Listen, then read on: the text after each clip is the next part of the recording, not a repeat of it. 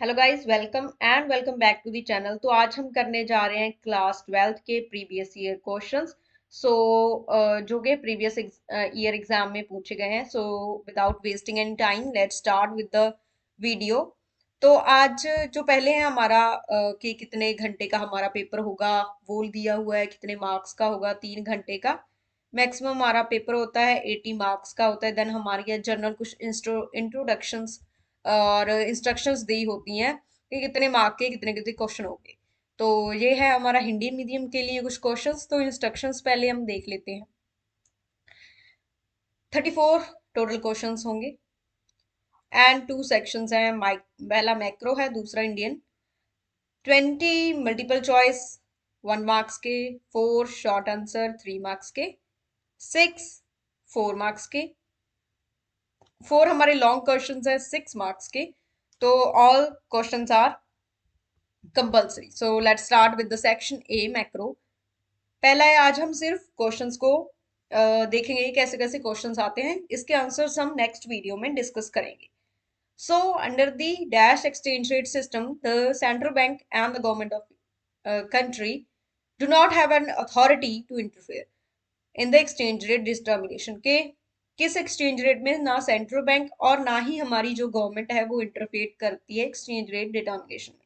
तो इनमें से हमने आंसर को चूज करना है। देन नेक्स्ट है हमारा, dash is the total value of money held by the public for the purpose of disposing of at a particular point. के लोगों के पास पैसा है खर्चने के लिए at a particular point of time, उसको क्या कहते हैं। देन नेक्स्ट है हमारा, हिंदी मीडियम के लिए कुछ स्टेटमेंट ओरिएंटेड भी हमारे क्वेश्चंस हैं। तो थर्ड क्वेश्चन है, नेशनल प्रोडक्ट है जो हमारा can be greater than the GDP. कि जीएनपी है हमारा वो ग्रेटर देन हो सकता है जीडीपी के in two sector economy. Two sector economy means household and industrial sector है जो हमारा, क्या उस इकोनॉमी में हमारा जीएनपी ग्रेटर हो सकता है जीडीपी के। देन नेक्स्ट है हमारा, net factor income from abroad is zero in case of two sector economy. Then है हमारा, in light of the given statement के हमारा कौन सी स्टेटमेंट ट्रू है कौन सी फॉल्स है। Keeping all the factors constant trade surplus में arise in balance of payment of a nation because. कि ट्रेड सरप्लस क्यों होता है, पहले तो हमें देखना होगा ट्रेड में आता क्या क्या है। ट्रेड सरप्लस में कि एक्सपोर्ट्स इंपोर्ट्स हमारे आते हैं, तो किससे हमारा सरप्लस होगा। देन नेक्स्ट है हमारा, suppose in a hypothetical economy, central bank increases the reserve ratio 10% to 25%, keeping the amount initial deposits constant and 1000 crore. The amount of total money creation would be dash crore rupees। इससे हमने पहले हमें क्या calculate करना होगा कि money multiplier कितना है हमारा, credit multiplier, sorry credit multiplier हमारा क्या है, वो होता है हमारा 1/CRR। तो इसमें से पहले हमें कैलकुलेट करना होगा क्रेडिट मल्टीप्लायर, फिर उसको इससे मल्टीप्लाई करके हमारा आंसर आ जाएगा। देन नेक्स्ट है हमारा, हिंदी मीडियम के क्वेश्चंस दिए गए हैं। Identify which of the following options exhibit the proportional relationship between the consumption and disposable income.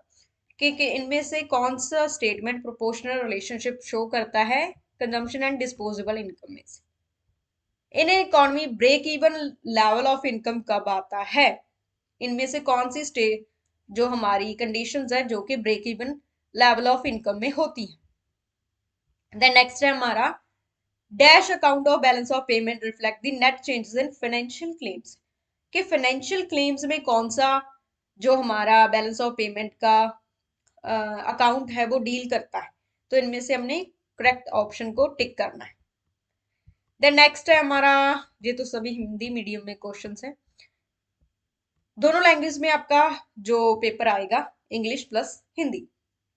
For the hypothetical economy it is known that ABC AFC APS, that is average propensity to save is 0.4, income is 100 crore, autonomous consumption is 10 crore।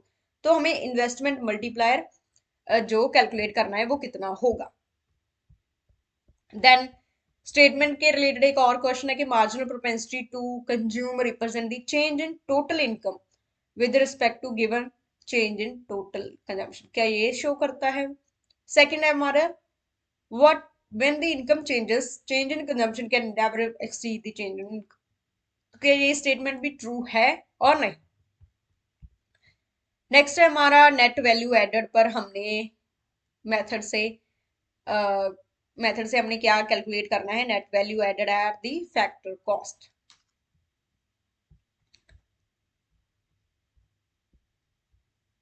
Hindi medium के note कर सकते हैं कौन से questions हैं, तो इसीलिए हम स्लो मूव कर रहे हैं अपनी स्लाइड को। देन 12th क्वेश्चन है devaluation of currency and depreciation have the same implication, कि इन दोनों के रिजल्ट सेम है but originate from different sources, क्या ये ट्रू है? कि आप स्टेटमेंट से एग्री हैं? क्योंकि ये तो गवर्नमेंट के कारण का कंट्रोल होता है, ये हमारा मार्केट फोर्सेस के कारण होता है, supply and demand of foreign exchange के कारण होता है, तो ये उस पर डिटरमाइन करता है, ये हमारा गवर्नमेंट डिटरमाइन करती है। तो क्या ये डिफरेंट सोर्सेस से हैं? अगर हैं तो रीजंस क्या है ये? देन नेक्स्ट है हमारा outline the meaning and the forces behind the current account deficit, कि पहले मीनिंग क्या है, देन रीजंस क्या है इसको कम करने के, क्यों हमें कम करना चाहिए। देन नेक्स्ट है हमारा न्यूमेरिकल एग्जांपल ही है कि क्या इस सिचुएशन में, ये पूरी सिचुएशन में हमारी इकोनॉमी इक्विलिब्रियम में है, अगर है तो आंसर को कैलकुलेट करें। देन नेक्स्ट है हमारा, इसकी ऑप्शन में दिया गया है when the aggregate demand fall short of the aggregate supply, जब हमारी aggregate demand कम है aggregate supply से, it result in, उसके कारण क्या होता है, क्या हमारी इन्वेंट्रीज हैं वो कम होती हैं। डिफेंड एंड रिफ्यूट दी, कि आप अगर आप एग्री हैं यस तो रीजन दे, आर्ग्यूमेंट दे, अगर आप कहते हैं नो तो क्यों नो कहा है आपने, उसके भी आर्ग्यूमेंट्स देने हैं। देन 14th क्वेश्चन है हमारा आरबीआई परफॉर्म सेम फंक्शन, कि आरबीआई गवर्नमेंट का बैंक है और कमर्शियल बैंक लोगों के बैंक है, क्या discuss briefly any two such functions performed by central bank for the government, के दो फंक्शंस हमें डिफाइन करने हैं जो कि सेंट्रल बैंक परफॉर्म करती है गवर्नमेंट के लिए। देन इस स्टेटमेंट को हमने देखा है कि भारतीय रिजर्व बैंक ने ये पॉलिसीज उठाई हैं, तो इसके कारण हमारी क्या कंडीशन है इकोनॉमी में, देन इस कंडीशन को इम्प्रूव करने के लिए हम क्या कर सकते हैं, तो ये तो सिर्फ हिंदी मीडियम के लिए वो नोट कर सकते हैं। देन आरबीआई ने क्या किया है, रेपो रेट को इंक्रीज कर दिया है। दूजा हमने किया है sell the government securities in the open market. Third है हमारा इंक्रीज रिवर्स रेपो रेट, तो ये किस कंडीशन को रिप्रेजेंट करता है, इस कंडीशन को सॉल्व करने के लिए गवर्नमेंट कौन से स्टेप ले सकती है, सेकंड है वो हमारा। Then differentiate the stock variable and the flow variable with examples के से लेकर हमें समझाना है।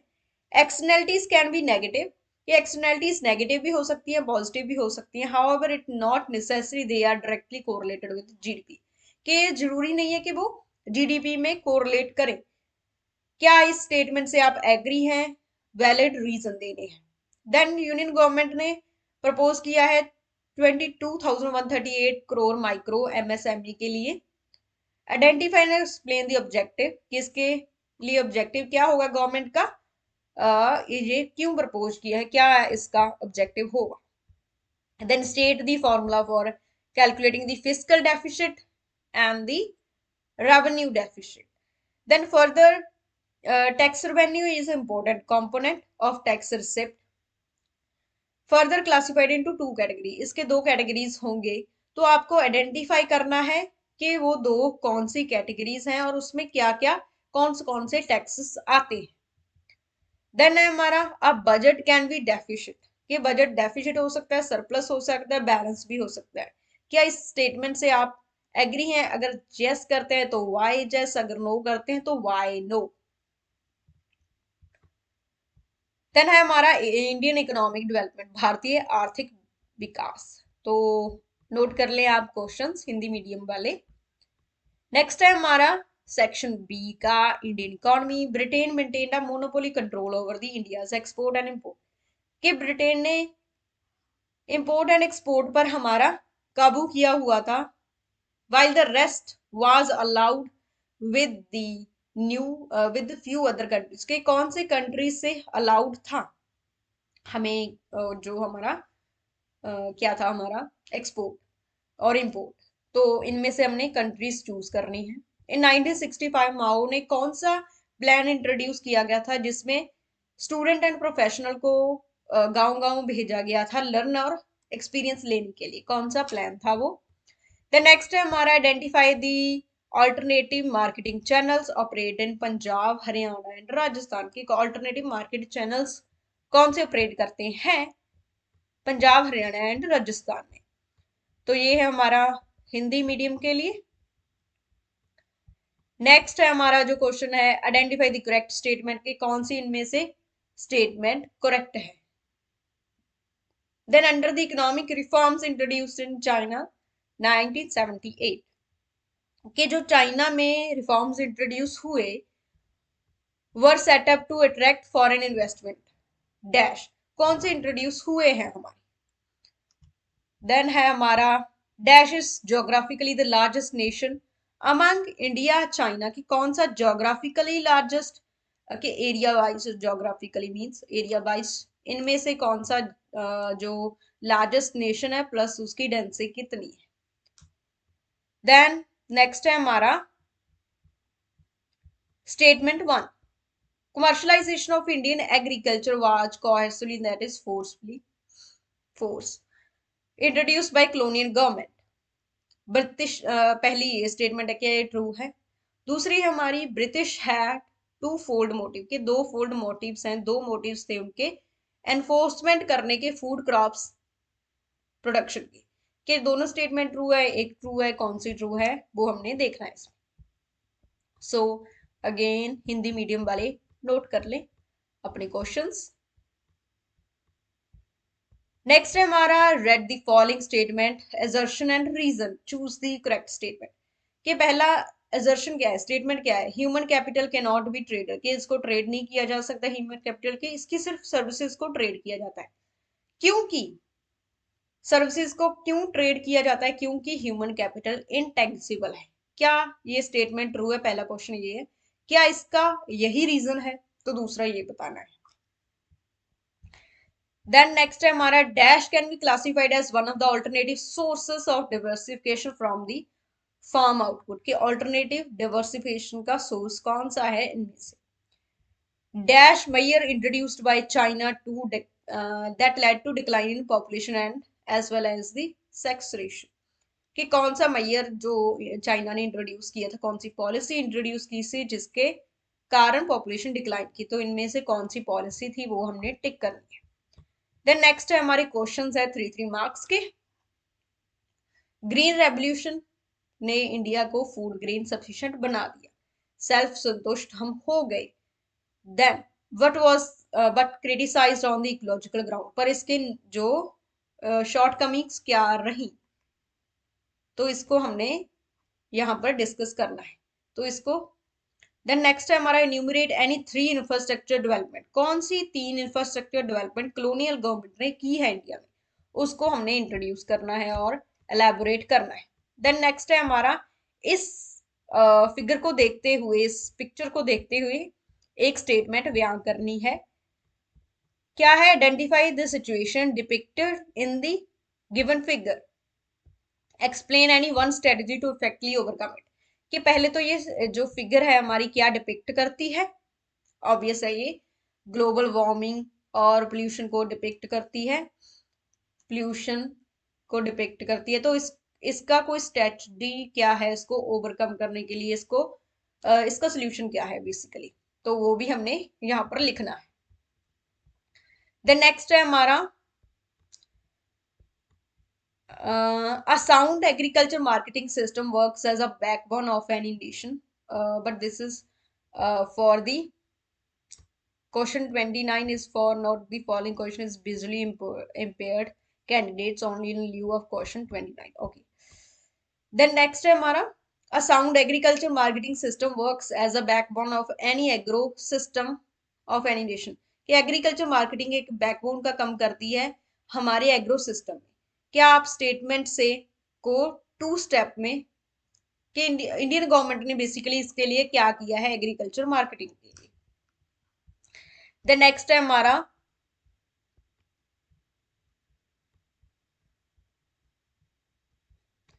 over the past few years India has witnessed a shift from traditional to conventional farming or the to the natural organic farming. के past few years में India में shift किया है traditional to conventional then conventional to natural organic farming के. क्या दो reasons रहे होंगे इसके शिफ्ट होने के, तो वो हमने डिस्कस करने हैं. On the basis of the following given below, outline the discuss and shift of employment and output of China. कि इसको देखते हुए आपको एक्सप्लेन करना है कि कैसे इंडिया एंड चाइना में आउटपुट शिफ्ट हुआ है एंड एम्प्लॉयमेंट कैसे शिफ्ट हो गया within the these sectors. The next है हमारा expenditure on the different levels of education in India is in the same proportion. कि हायर प्राइमरी सेकेंडरी एजुकेशन पर हमारा सेम प्रोपोर्शन है इंडिया के एक्सपेंडिचर का, एजुकेशन एक्सपेंडिचर का. Defend and refute the statement for the valid reasons. Then 33 question है हमारा as economy grows the number of employed person in economy increases. कि जैसे जैसे इकोनॉमी ग्रो करती है एम्प्लॉयमेंट इंक्रीज होती है. But however since 1991 India has come up as an exemption to this. पर इंडिया में ऐसा नहीं हुआ. क्या आप स्टेटमेंट से एग्री हैं? अगर एग्री हैं तो रीजंस दे. द नेक्स्ट है हमारा डिफाइन डिस्गाइज्ड अनएम्प्लॉयमेंट क्या होती है with suitable example. This is for the Hindi medium और एक आपको पैराग्राफ भी आएगा जो आप नोट कर सकते हैं यहाँ. Neha has been working in multinational corporations since the past 5 years on the payroll of a company. Identify and briefly explain the type of employment कि मल्टीनेशनल कॉर्पोरेशन में काम करती है, इसका टाइप क्या है, एम्प्लॉयमेंट का टाइप क्या है, indicated in the statement. Explain करना है और आइडेंटिफाई करना है type of employment. The name the indicator that is generally used for analyzing the employment situation in a country. कि employment situation को कौन सा इंडिकेटर डिपेक्ट करता है इंडिया में और उसकी इंपॉर्टेंस क्या है. देन ये हमारा पैराग्राफ, इसके रिलेटेड कुछ क्वेश्चंस है जो कि हमने एंड पर दिए जा रहे हैं जो कि आपको पैराग्राफ से ढूंढकर यहाँ पर लिखने. ये क्वेश्चंस हैं जो हमारे टू क्वेश्चंस हैं जो कि पैराग्राफ से रिलेटेड हैं. So that's all for today. If you like the video please subscribe to my YouTube channel.